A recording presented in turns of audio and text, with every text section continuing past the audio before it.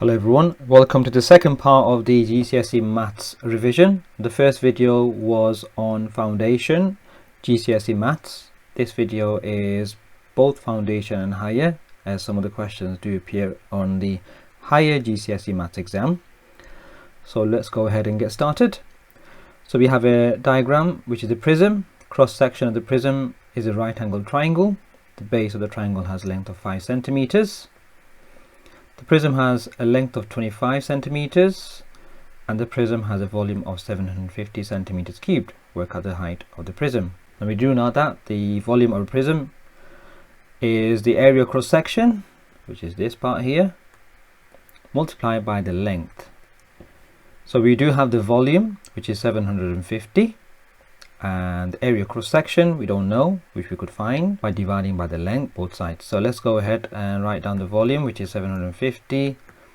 We don't know what the area cross section is. I'm going to write down area of cross section, just write it in short, and the length is 25. So we're going to divide both sides by 25, which gives us 30. So the area cross section 30. Now we need to work out what the height of the prism is. So we know what the base is, so we know the formula for area of a right angle triangle. So the area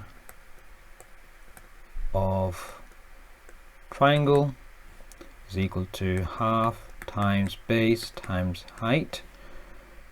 So we know the area is 30, half times base is 5, and the height is something that we're finding now, times by 2 both sides. So 60 is equal to 5h, so h is equal to 12 divided by 5 both sides. That gives us an answer of 12 centimeters, which is height of this triangle. So we got a cube here with x centimeters and radius 3 centimeters. The surface area of the cube is equal to the surface area of the sphere.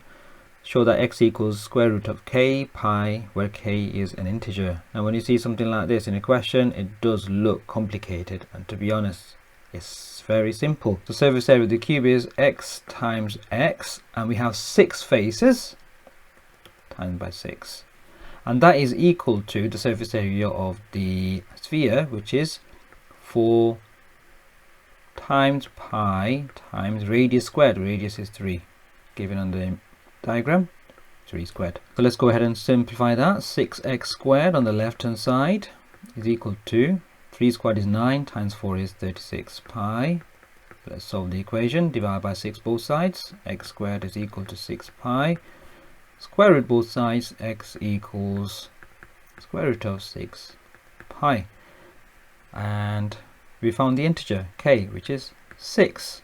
So that's the answer. Question number 13. So 1/3 of 120 divided by 3, which is 40,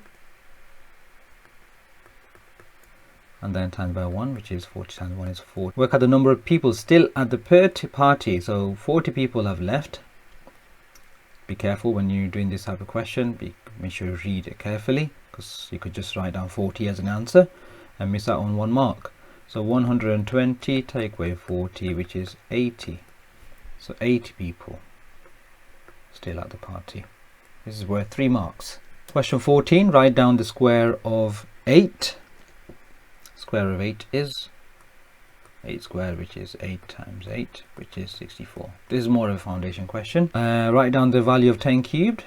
10 times 10 times 10, which is 1000. Could be a higher question.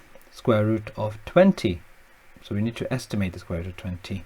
So think about a square number below 20, which is 16, and above 20, which is 25. Square root of 16 is 4. Square root of 25 is 5. So our answer lies between 4 and 5. So you could go ahead and say 4.5.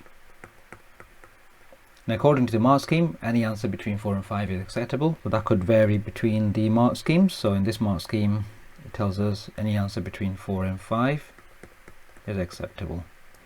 This is worth 3 marks altogether. So let's write down what B is first. 4, 2. We're subtracting 2 lots of A, which is 3 minus 7.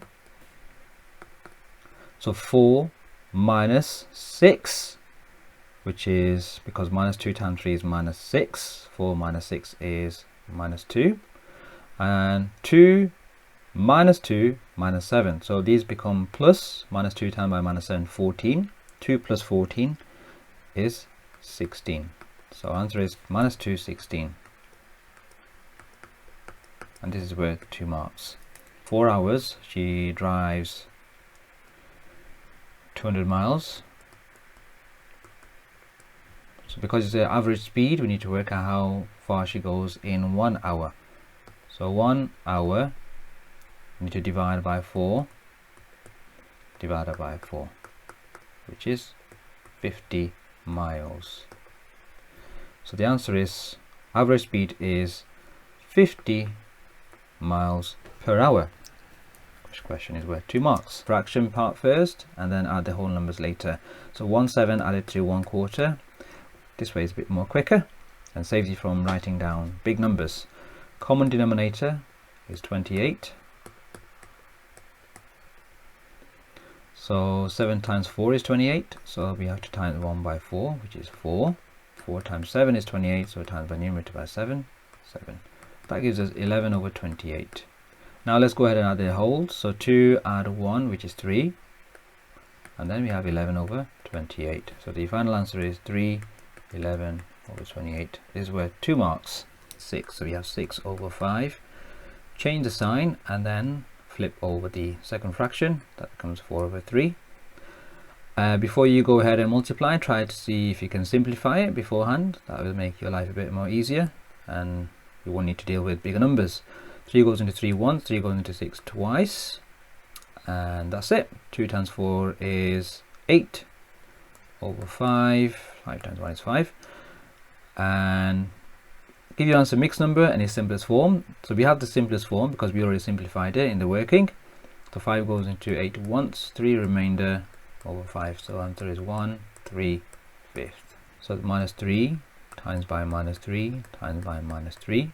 Minus 3 times by minus 3 is plus 9. And plus 9 times by minus 3 is minus 27. So the answer is minus 27. 1 mark. So we land on 4. So how many outcomes are there altogether? 1, 2, 3, 4, 5, 6. So it'd be 1 out of 6 because there's only 1 4.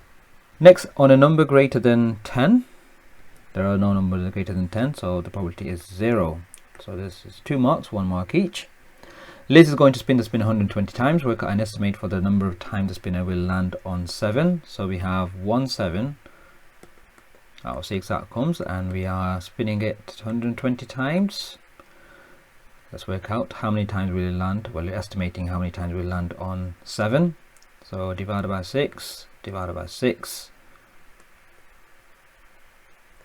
which is 20. 20 times. And the last question for this video, remember these are small videos, so please do add them to your playlist, and also don't forget to give it a like if you think it's helping you. So there are 210 counters in a bag. 30% of these counters are red. Work out the number of red counters in the bag. So 210, we work out 30% of 210, which are red. So 10% is divide 210 by 10, which is 21. So 30% will be times by 3, times by 3, which gives us 3 times 1 is 3, 3 times 2 is 6, 63. So 63 counters are red. So that was the final question, and the next video I'm just going to go through some more questions, again some mixture of higher and foundation. So please do not forget to subscribe for the other videos, and see you in the next video.